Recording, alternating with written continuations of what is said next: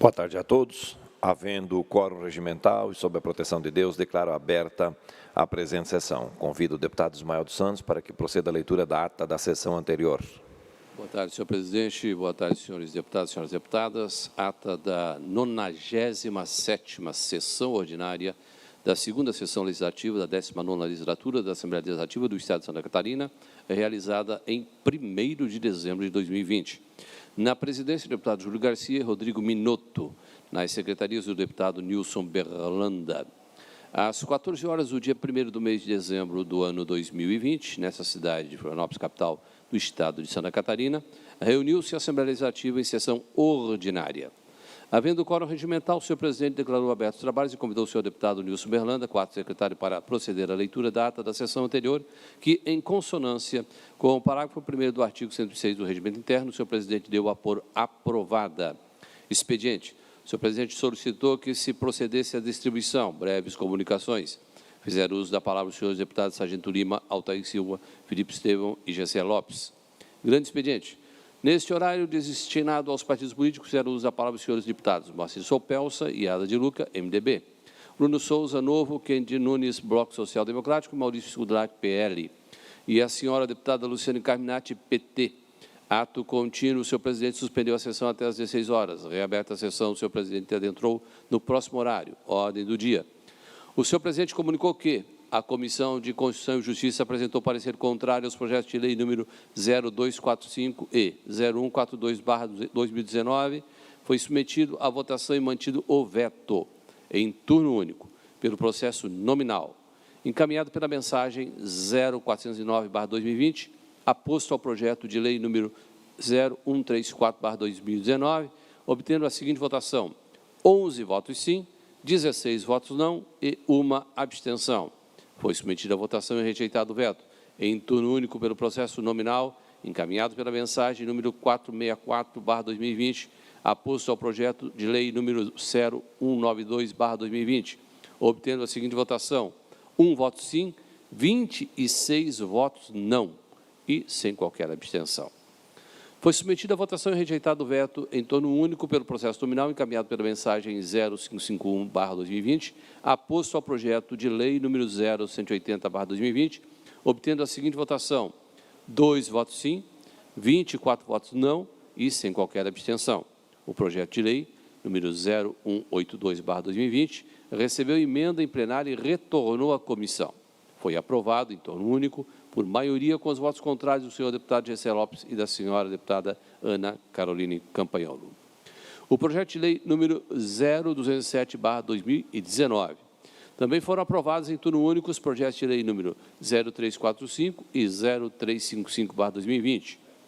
Após ser discutido pelos senhores deputados Milton Obos, Bruno Souza e Maurício Skudlak, foi rejeitado o parecer da comissão aposto ao projeto de lei número 0133/2020. Foram aprovados os pedidos de informação número 750 a 756/2020, as moções 553 a 556/2020, bem como o requerimento número 1537/2020. Dando continuidade à ordem do dia, o senhor presidente deferiu os requerimentos número 1527 a 1536/2020 e comunicou que encaminhará aos destinatários as indicações número 2155 a 2174/2020. Explicações pessoais. Fez uso da palavra o senhor deputado doutor Vicente Caro Preso. Nada mais havendo, o senhor presidente, antes de encerrar a sessão, convocou outro ordinário para o dia seguinte no horário regimental. Para constar, eu, primeiro secretário, lavrei a presente ata. Era isso, senhor presidente. Obrigado, deputado Ismael. Dou por aprovada a ata que acaba de ser lida. Peço à assessoria para que proceda à distribuição do expediente. Breves comunicações, pelo tempo de até 10 minutos. Fará uso da palavra o deputado Felipe Estevão.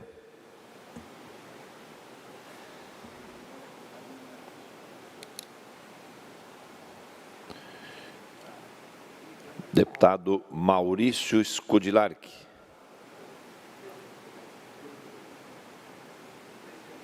Deputado Gessé Lopes.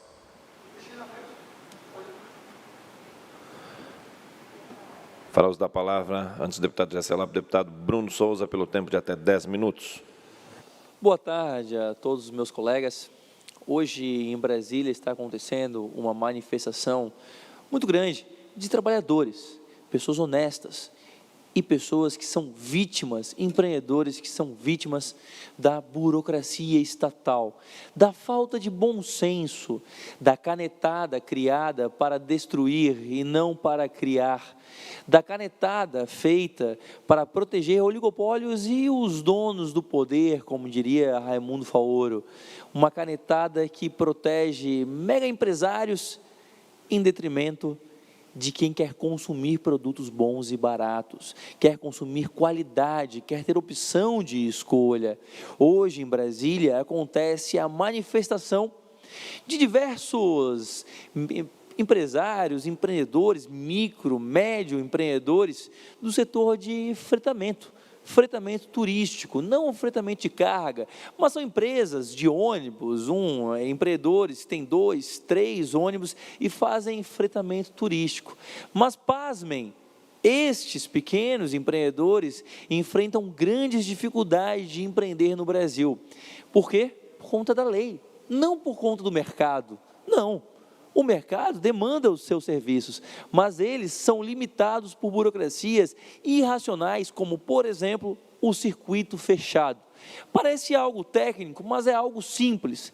No Brasil, uma empresa de fretamento turístico, isso é, uma empresa que tem um ônibus e quer fazer uma viagem, fretar o ônibus para uma viagem, olhem só, essa empresa precisa embarcar todos os seus passageiros em Florianópolis e precisa retornar para Florianópolis com os mesmos passageiros.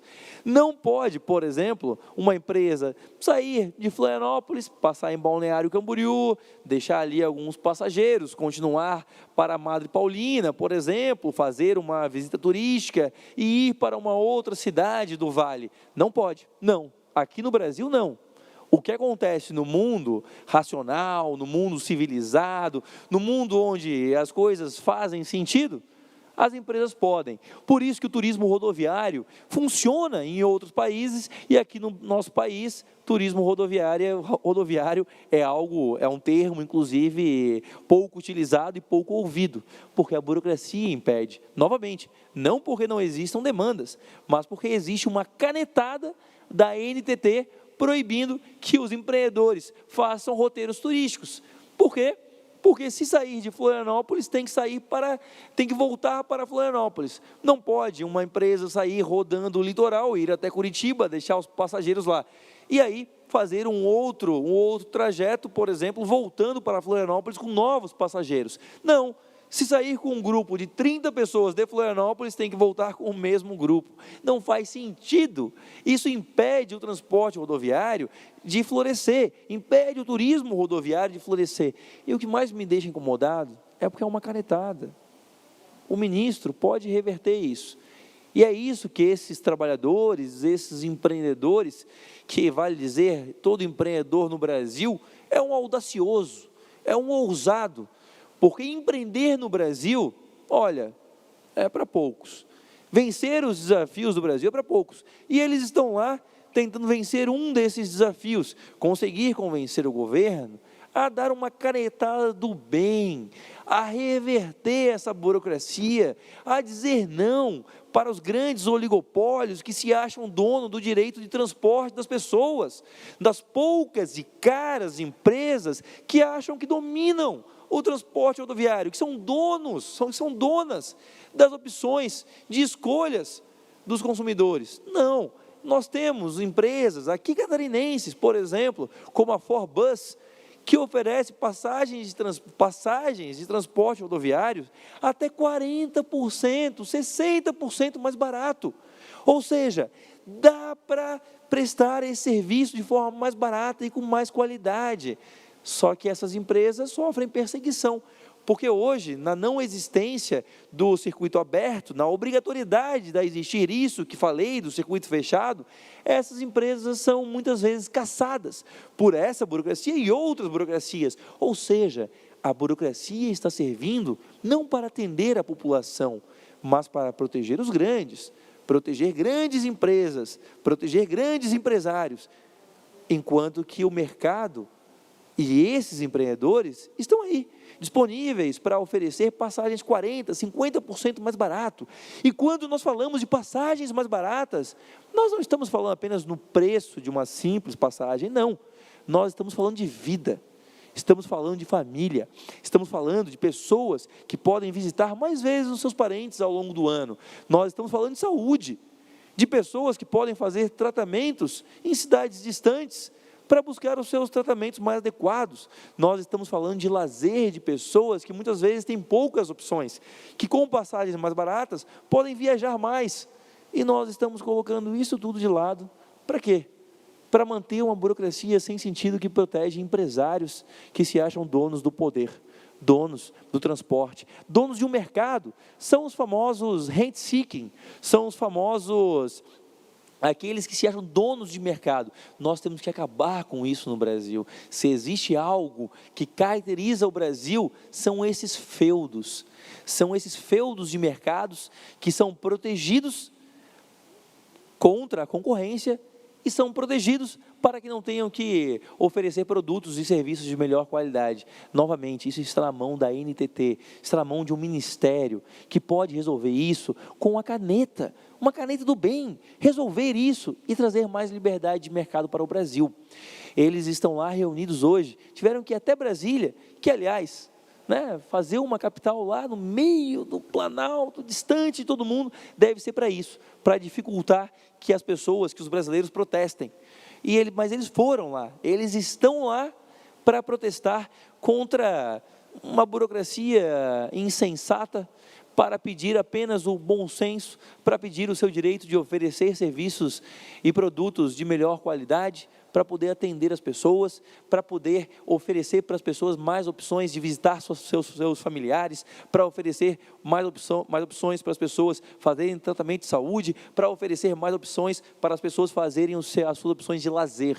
Eles estão lá e eu rogo para que hoje seja um dia histórico, para que nós possamos hoje ter para sempre na história como o dia em que nós vencemos uma das burocracias sem sentido no Brasil, o dia em que a liberdade deu um pequeno passo na direção correta, onde o Brasil conseguiu se desfazer de uma burocracia que atende poucos em nome da liberdade de muitos. Eu espero que hoje o bom senso também aterrize em Brasília e permita que nós possamos resolver esse pequeno problema, mas que tem repercussões enormes na nossa vida. Então, torço para que hoje seja um dia de bom senso e liberdade na nossa capital federal. Ainda em breves comunicações, para uso da palavra, o deputado Gessé Lopes.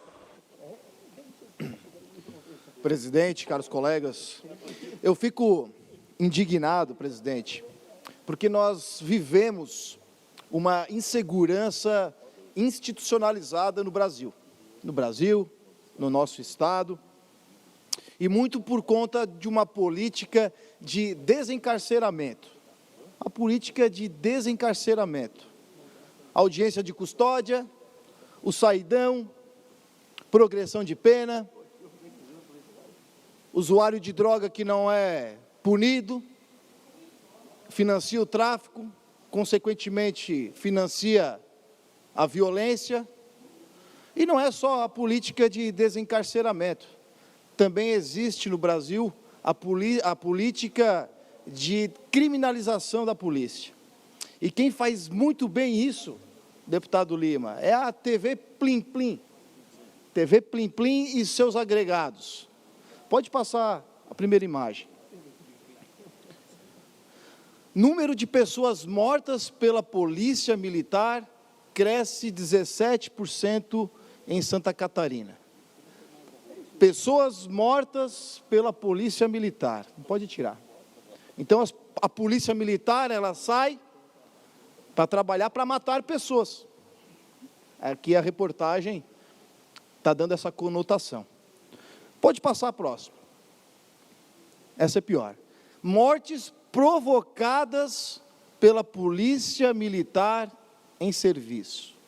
Mortes provocadas pela polícia militar em serviço. Aí tem lá os pontos em algumas cidades e a quantidade de gente que a polícia provocou a morte de pessoas como diz a reportagem, essa é uma extensão da reportagem. Pode tirar a imagem.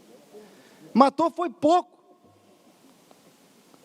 Deveria matar muito mais, porque não são pessoas que morrem na mão da polícia. Sabe o que vai acontecer com uma matéria dessa, deputado Bruno? Isso aí dá um estímulo negativo, que lá, e me corrija se eu estiver enganado, deputado Lima, o coronel, naquela cidade onde tem 10 pessoas mortas pela polícia, o coronel vai mandar os seus soldados botar o pé no freio, para dar uma falsa sensação de segurança. Na verdade, a morte causada pela polícia em vagabundo nem deveria constar num quadro desse. Deveria ser um quadro de mérito. Ó, aqui a polícia é boa, aqui tem segurança, aqui a polícia age. Mas não, criminalizam a ação da polícia. Mais uma vez, a Polícia Militar de Santa Catarina tem que parar de investir em bloquinho de BO, parar de investir em impressorinha, em tablet que funciona, em câmera, investir em arma longa, .50, bazuca, caveirão, não tem um caveirão aqui. Bala, munição assim, ó, pelo pescoço, deputado Felipe, que o cara não consegue nem dirigir o carro. Está faltando culhão para a nossa polícia aqui enfrentar e não se deixar levar por esse tipo de matéria aqui. Não podemos tampar o sol com a peneira. A gente vive numa guerra. E tem aí política de desencarceramento, mídia lutando contra a segurança pública e os coronéis que se deixam levar por esse tipo de coisa. Está na hora de mudar e investir, porque o crime está cada vez mais organizado, cada vez mais armado e a polícia cada vez mais defasada. Infelizmente. Obrigado, presidente. Ainda em breves comunicações, pelo tempo de até 10 minutos, fará uso da palavra o deputado Coronel Mocelin.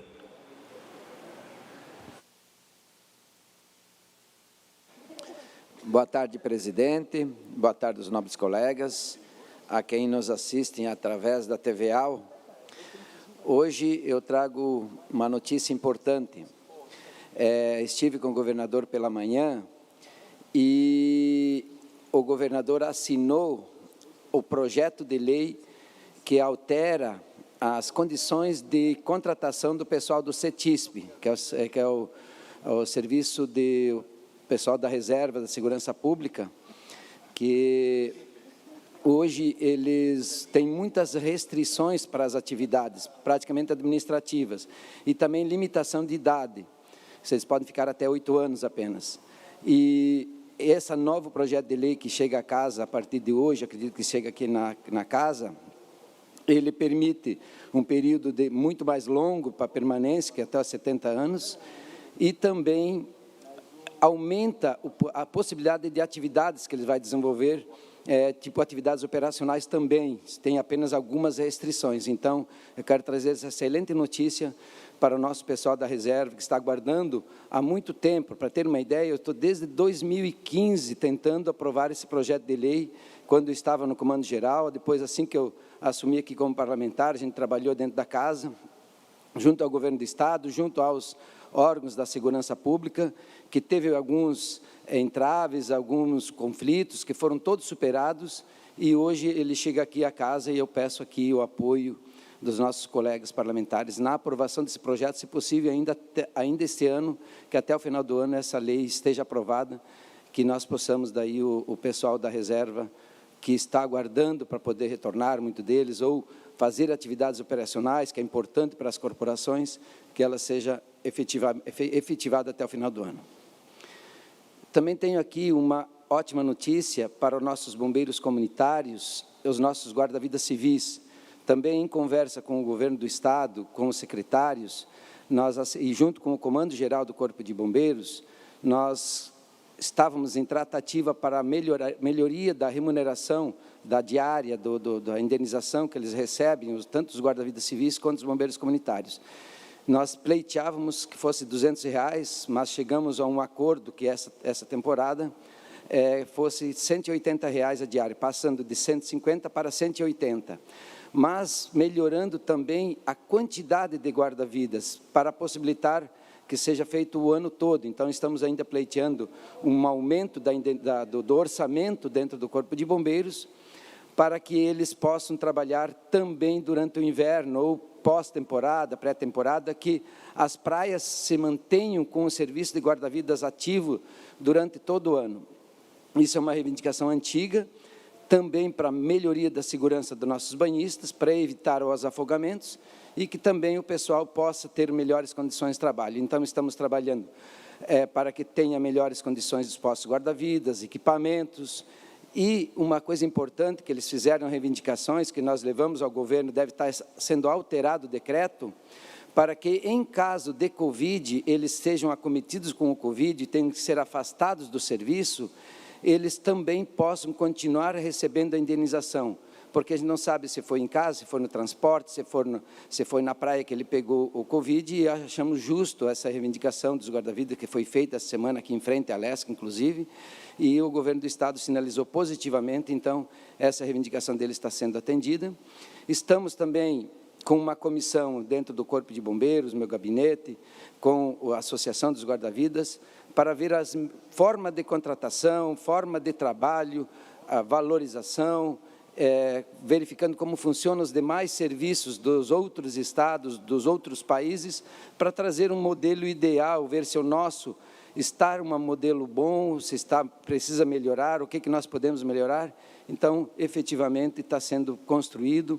Também a questão dos bombeiros comunitários, estamos passando de 10% do efetivo para 14% do efetivo e um aumento de 150 para R$ 180 a diária. Isso é uma ótima notícia, porque vai poder implementar o número de bombeiros comunitários por dia de serviço de em torno de 280 para mais de 400. Isso possibilita a alteração da escala de 24 por 48 para 24 por 72, porque é uma construção, não é um querer ou não querer. Quando nós não temos efetivo, nós teremos, alterando a escala, vai fechar quartéis. Então, essa construção que está sendo feita, aumento do número de bombeiros comunitários por dia de serviço, que vai passar para em torno de 450 por dia. O governador sinalizou também a possibilidade da contratação de 200 agentes temporários para fazer o serviço administrativo dentro dos quartéis, liberando efetivo militar para compor as escalas de serviço. E até o final do ano, nós temos a formatura de uma turma esse ano, agora, nos próximos dias, de bombeiros militares, se não me engano, são 180, e início do ano que vem tem mais uma turma se formando. Então, isso vai possibilitar a alteração da escala, acredito que até março, abril, nós consigamos fazer com que as escalas de serviço sejam alteradas. Então, eu trago essas ótimas notícias para o nosso efetivo, tanto do bombeiro militar, tanto dos bombeiros comunitários, quanto aos nossos guarda-vidas civis. Era isso, presidente. Muito obrigado. Com certeza. Quero, primeiramente, parabenizar o senhor por todo o trabalho que o senhor vem desenvolvendo em torno ali do CETISP. Ali, a gente vem acompanhando esse trabalho que o senhor vem fazendo, já fazendo quase 2 anos, né, tentando achar uma solução inteligente. É importantíssimo isso para os nossos veteranos. Eu não vou chamar de inativo, porque inativo é um elevador estragado, né? É uma ponte que não está funcionando, então ela está fora de atividade. Os nossos militares da reserva, eles vão muito saudáveis, não é uma questão só de idade, são profissionais que continuam com a capacidade total de mostrar um excelente serviço à sociedade catarinense. Então, eu acredito que dessa vez foi feito, a gente tem a oportunidade desse ano fazer justiça com o nosso CETISP, nossos veteranos do CETISP ali. Em relação aos bombeiros ali, bem como o senhor disse, né, a gente gostaria de ter a fórmula mágica, né, eu acredito que o senhor já foi foi comandante-geral do bombeiro, comandou unidade, e todo mundo gostaria de ter a fórmula mágica de ter aquela máquina de fabricar polícia e bombeiro atrás do quartel, e não existe ela. Ela advém de um planejamento estratégico feito de um governo, né, para suprir essa necessidade efetiva que nós temos. Então, essas medidas que são tão inteligentes e que partem do gabinete do senhor ali, para mim é um orgulho muito grande trabalhar com Vossa Excelência aqui nesse plenário aqui. Parabéns, deputado. Uma parte, deputado. Com certeza. Quero te parabenizar. Eu visitei a praça, visitei alguns batalhões e eu vi o clamor, né, e a necessidade extrema. Então, parabenizo o senhor que levantou essa bandeira, que vem encabeçando essa luta. Conte com o nosso apoio. Eu vi a nobreza dessa causa e vi também, né, as altas cargas horárias. Eu vi um que estava virado ali por horas e horas, e ele estava falando, Felipe, eu senti a dor dele de trabalhar aquelas horas seguidas. Então, ele disse que um dia praticamente era para descanso, para o corpo repor, para ele voltar ao normal emocionalmente, psicologicamente. Então, eu senti essa necessidade e parabéns a Vossa Excelência que encabeçou, que vem lutando, que a gente possa junto dar essas boas novas a esses guerreiros aí, os heróis de farda. Obrigado, deputado Felipe Estevam, também obrigado, deputado Sargento Lima. É uma luta que a gente vem constantemente buscando a melhoria do serviço, tanto das condições de trabalho, para que também a comunidade fosse melhor assistida. Então, eu, durante os 3 anos que estava no Comando Geral, eu sei as reivindicações de mudança da escala, mas isso a consequência seria em torno de 40 quartéis fechados, e isso prejudicaria muito a comunidade, mas as construções que estão sendo feitas junto ao governo, junto ao parlamento, estão possibilitando essa alteração da escala de serviço por a indenização dos bombeiros comunitários. Foi uma luta muito grande. Só para ter uma ideia, nós tínhamos em torno de 360 bombeiros militares por dia. Com essa alteração de 10% para 14% do efetivo diário de bombeiros comunitários, nós vamos passar para mais 450, mais ou menos. Então, nós vamos mais que dobrar o efetivo diário. Isso possibilita, com certeza, a alteração da escala e também todo um conjunto de formação de novos bombeiros militares, o agente temporário, que é uma reivindicação antiga de 200 agentes temporários. Tudo isso possibilitou, fazendo, então, que nós possamos atender essa antiga reivindicação dos nossos bombeiros militares. Obrigado aí. Ainda em breves comunicações, fará uso da palavra, pelo tempo de até 10 minutos, o deputado Felipe Estevam. Muito obrigado, senhor presidente. Começo com esta frase, né, que a gente ouve, muito comum, falando que a maior solidão que um ser humano pode viver é aquela, não é que a gente vive num deserto, num enclausuramento, mas às vezes é aquela solidão no meio de uma grande multidão. Isso é doído, isso dói. E andando pela MESC, Araranguá, Sombrio, Gaivota, Arroio, eu conheci o trabalho da SESC, a Associação de Surdos do Extremo Sul Catarinense. A SESC faz um trabalho incrível, um trabalho esplêndido. São mais de 150 surdos que não ouvem, não aprenderam a falar, não aprenderam a se comunicar e que viviam em total isolamento. Isso com um transtorno emocional tremendo, com um transtorno psicológico, com depressões, não só do surdo, mas dos familiares, sofriam muito.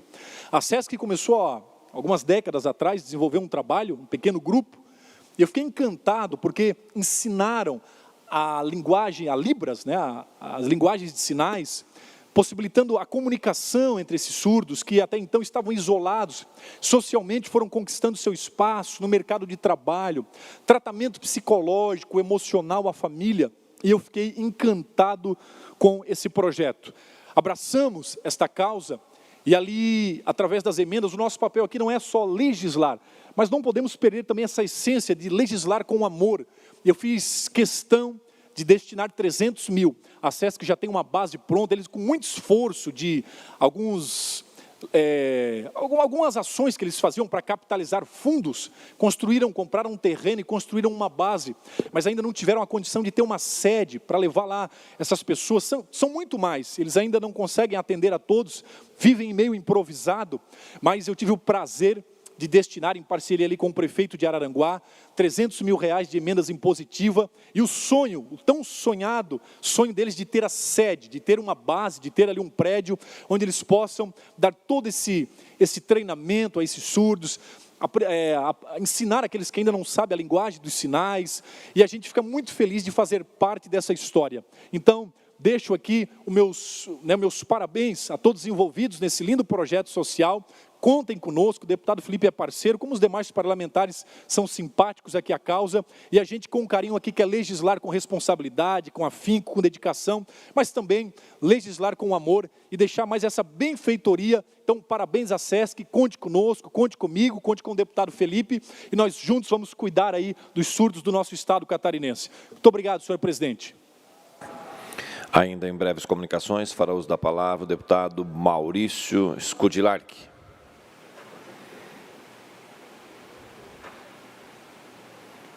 Deputado Maurício. Deputado Maurício, Vossa Excelência está com a palavra pelo tempo de até 10 minutos. Obrigado, senhor presidente, senhores deputados, público que nos acompanha. Vou ligar o ar-condicionado aí que está muito barulhento.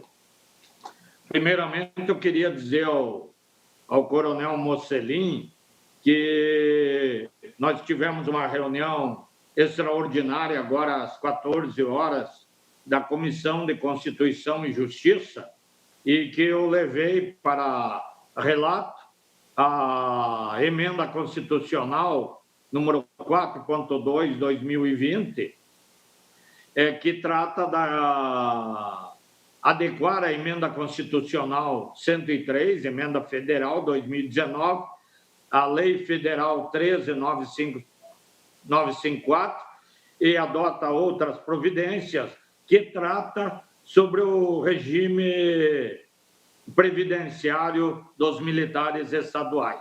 Então, ontem não havia sido relatado, eu tinha tirado da pauta, e hoje eu coloquei em votação e foi aprovado por unanimidade na CCJ essa emenda constitucional que agora permite o encaminhamento pelo governo do Estado do projeto de previdência dos militares estaduais.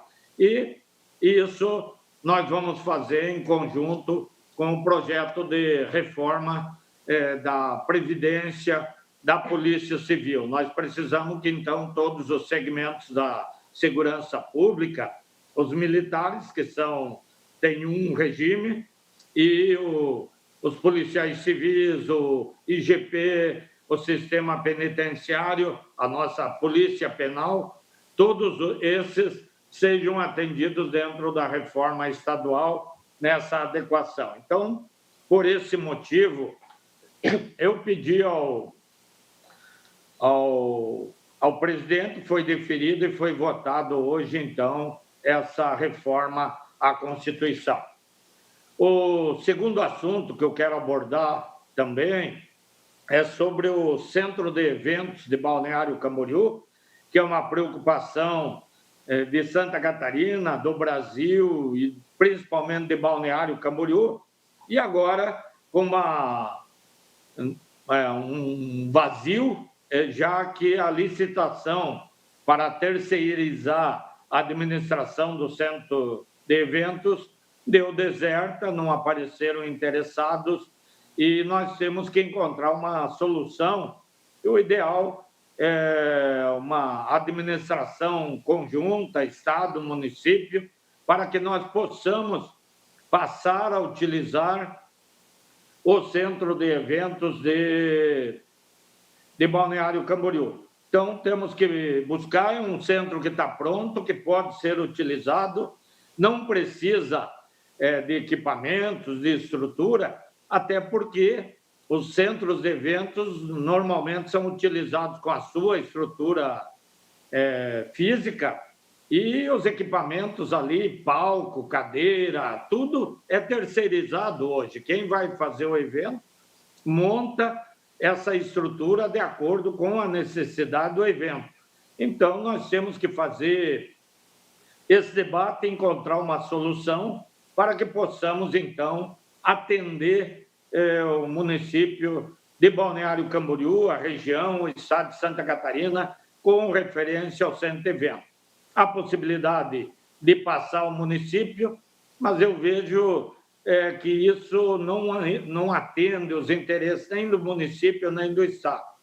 E tem que já se estabelecer um critério de utilização, taxas para utilização, para que possam entidades, igrejas, quem quiser usar para formaturas, para reuniões, para congressos, possam fazer a utilização do centro de eventos dentro daquilo que hoje é possível. Então, por essa razão, eu falo aos nossos colegas deputados e à população catarinense que nós temos, sim, que buscar essa solução, até para evitar fatos como ocorreram agora no último final de semana no município de Botuverá, e que nós só temos a lamentar. Quando tudo é feito de imprevisto, de improviso, isso acaba prejudicando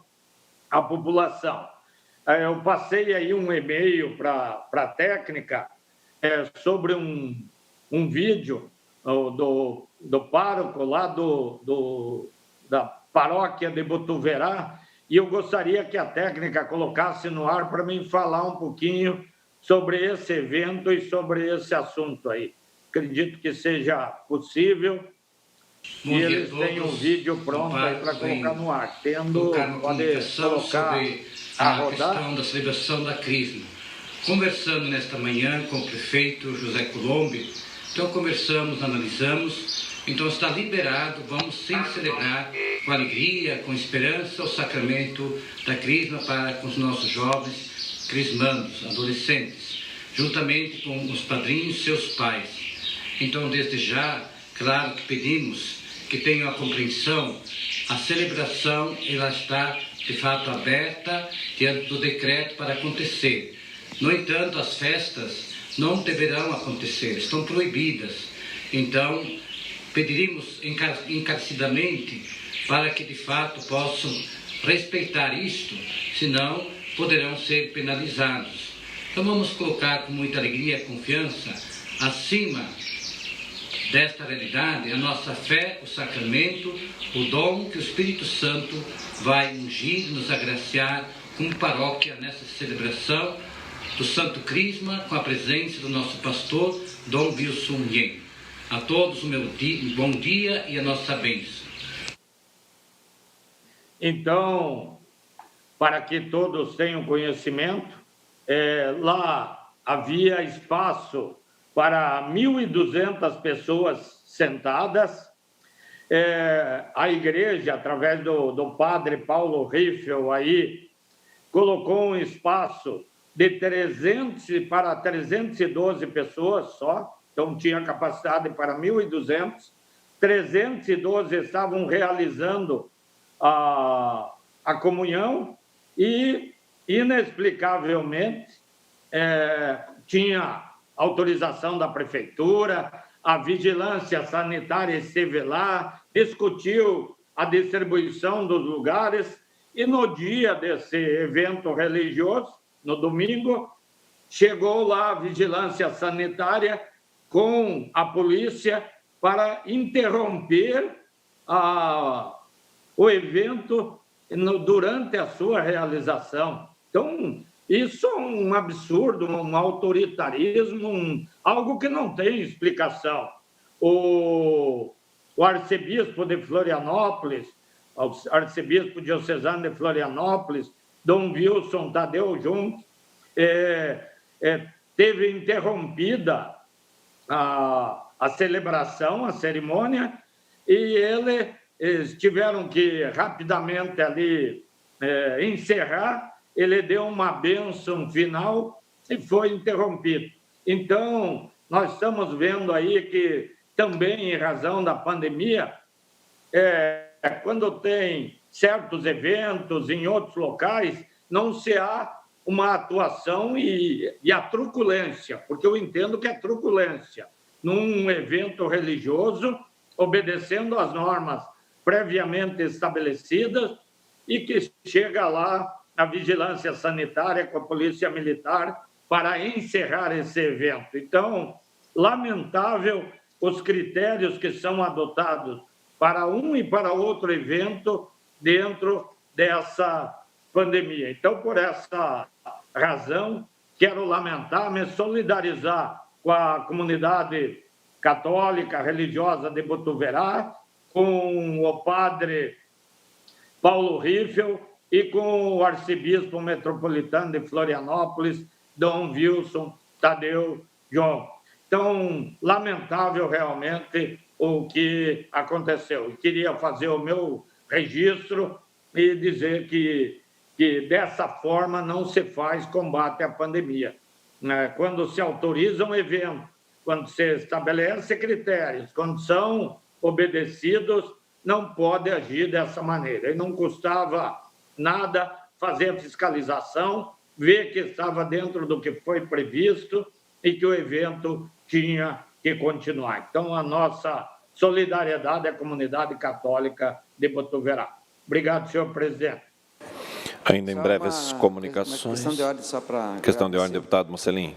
Eu quero só agradecer o nosso amigo deputado Maurício, que atendeu o nosso pedido para tramitar a PEC 04.2/2020. Isso vai possibilitar ao encaminhamento posterior do projeto de lei do Sistema de Proteção Social dos Militares Estaduais. Deputado Maurício, nosso muito obrigado.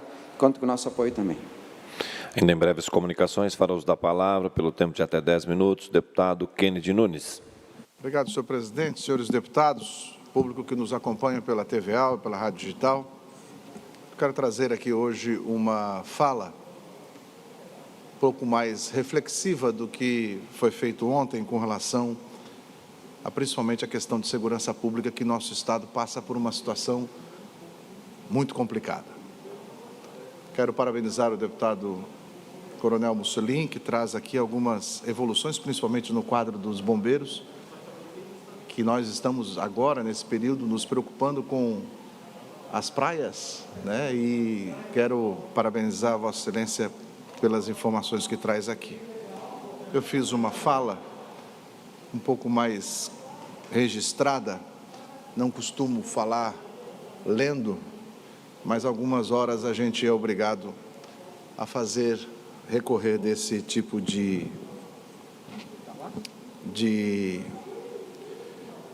ofício. Dirijo-me a vocês aqui na tribuna para compartilhar minha inquietação com um assunto que expus na semana passada e ontem na cidade de Criciúma, e região me deixou ainda mais preocupado. Este assunto tem me feito refletir bastante, sobretudo porque trato da segurança pública dos nossos catarinenses, da qual sempre fui aguerrido defensor. Deputado Lima, percebi que ao me manifestar, junto com Vossa Excelência na semana passada, acerca das inexplicáveis negativas do comandante-geral da Polícia Militar em dar ingresso a mais efetivos para a corporação, mesmo estando a Polícia Militar em estado crítico e fechando diversas unidades e pelotões pelo estado afora por falta de policiais, situação já apontada documentalmente desde 2016, conforme o ex-comandante Coronel Rem. Na época, eu vivi, senhores, para ver a Polícia Militar refugar, rejeitar efetivo, mesmo precisando, e muito. Qual é o verdadeiro motivo do desmonte e enfraquecimento da nossa Polícia Militar de Santa Catarina? Quais os interesses pessoais e associativos envolvidos nisso? Efetivo policial não precisa, mas adquirir câmeras, somente as câmeras de um custo milionário, sim, isso pode. É cabível. Me parece que a Polícia Militar deixou de estar na posição de garante da segurança e paz da sociedade para figurar como mera espectadora, quando no muito assistindo às gravações das atrocidades como essa que ocorreu na madrugada no sul do estado de Santa Catarina na noite passada. E digo mais, poderia ter corrido em qualquer região do estado, pois estamos experimentando o sucateamento da segurança pública de Santa Catarina, falta de efetivo, material humano, policiais treinados com instrução continuada para atuar de forma célere em situações como essa. E esqueci, não temos mais segundos tenentes na corporação, e é por isso que a instrução também está prejudicada. Aliado a isso, os poucos policiais que ainda temos precisam combater o crime com coletes e munições vencidos. E antes que eu esqueça, a atividade de inteligência também é composta por pessoas, homens e mulheres, e é estarrecedor, ao ponto que ontem tive uma informação, senhor presidente, que apenas 3 pessoas fazem parte da inteligência da segurança pública de Santa Catarina. O discurso do governador e do comandante-geral, será que a modalidade criminosa impetrada não é habitual? De que se trata de um evento sem precedentes? É mentira. Mentira. Desde 2019, o recado vem sendo dado. Em março, bandidos assaltaram a agência do Banco do Brasil de uma cooperativa de crédito em Mirim Doce. Em setembro, uma quadrilha assaltou uma agência do Banco Bradesco em Blumenau. Por fim, em 4 de dezembro, Vidal Ramos sofreu com um momento de terror. Isto não são prenúncios? Isso não são sinais que a inteligência da segurança pública deveria de ficar atento a esses casos? Após a minha manifestação e com a repercussão que o assunto atingiu, me veio à mente: o sistema é bruto, companheiro. Parafraseando uma frase do ator principal do filme Tropa de Elite 2. O inimigo agora é outro, cuja ocasião, no estado do Rio de Janeiro, a Polícia Militar buscava combater a corrupção e interesses escusos ao ato administração pública. E é o que eu quero chegar nesse exato ponto. Digo, porque nós temos vários deputados aqui que já militaram na questão da segurança pública de Santa Catarina, pelo longo e brilhante histórico voltado. Será que aqui, em nosso estado, também estamos vivenciando uma cena de filme? Será que a arte está imitando a vida ou a vida está imitando a arte? Quero estar enganado, senhores. Bem por isso, novamente vou expor alguns dados importantes e darei aqui um aviso ao comandante-geral da Polícia Militar, Tenente-Coronel Dionei. Não adianta fazer notinha explicativa, sem qualquer tipo de assinatura, colocando em status de telefone ou em status de WhatsApp para falar com a tropa. Assina a nota e coloque a assinatura e ponha em site oficial, porque aqui tem café no bule. Não vou amenizar. E nem adianta usar eventos de promoção dentro da caserna, da promoção, como ocorrido no dia 25, para dizer que só sabe quem é e o que acontece dentro da caserna, quem é da caserna. Eu não sou da caserna, ajudo os policiais e a segurança pública, mas a minha função aqui, comandante Dionei, é sim fiscalizar, inclusive as suas atitudes ineptas. Porque para ter hoje uma visão com mais de 25 mil pessoas assistindo o terror que foi em Criciúma, e está lá que o comandante da Polícia Militar está assistindo, acompanhando de casa, sem que nenhuma atitude seja feita, é um horror. Quanto mais buscamos saber sobre o real motivo das reiteradas manifestações do coronel para o público interno, a comissão de excedentes, mais me convenço que com resistência apresentada, digo também imotivada, pois ninguém em sã consciência rasga dinheiro. Aliás, o administrador público, que deve zelar pelas finanças públicas, tendo como o norte os princípios da economicidade, da eficiência, dentre outros, é que precisamos sim chamá-los urgentemente para explicar essas questões aqui nessa casa. A título de conhecimento, meus colegas, há precedentes para o aproveitamento de candidatos excedentes em 2019, já no governo. Quer ver? Polícia Militar, aliás, Polícia Civil, chamaram todos os excedentes. Bombeiro, chamaram todos os excedentes. IGP, chamaram os excedentes. Polícia Federal do Brasil, chamaram os excedentes. Polícia Rodoviária Federal, o presidente Bolsonaro chamou os excedentes. Mas de uma hora para outra, simplesmente o comando da Polícia Militar dizem que não existem excedentes e que são refugos. Refugos por quê? Quer dizer que não existem excedentes, mas ainda ontem chamaram mais 2? Quer dizer que até antes do outro comando, O coronel Araújo dizia que tinha excedente e agora não tem mais excedente? E por que o Kennedy bate tanto nisso? Porque os segundos sargentos, senhor presidente, são os responsáveis pelos pelotões. Eu estou aqui com uma lista de cidades e locais que estão tendo o fechamento dos pelotões por falta de oficiais. E isso acontece como aconteceu nessa madrugada, quando os bandidos passaram um cadeado no portão da Polícia Militar para assaltar um banco e quando foram sair não tinham como sair. Que segurança pública é essa? E o governador vai fazer o quê? Voltou de férias remuneradas e vai fazer o quê? Qual é a atitude que vai tomar? Eu tenho absoluta certeza que se não fosse o comando que estivesse por aí, as atitudes seriam diferentes. Sabe o que é que fizeram hoje? Pegaram um carro entupido de rapadura com 5 vendedores de rapadura, pensando que eram os caras que estavam com dinheiro. Uma vergonha! Uma vergonha! E o que é que a gente vê? A gente vê as questões ineptas do governo e também do comando. Eu quero fazer, senhor presidente, a colocação na íntegra. Mais 30 segundos, deputado. Eu quero colocar e deixar registrado em ata o restante do meu discurso que tinha preparado aqui e que não foi possível para fazer a leitura. Obrigado, senhor presidente. Esta presidência suspende a presente sessão por 4 minutos para que possamos retornar com o horário destinado aos partidos políticos. Está suspensa a presente sessão.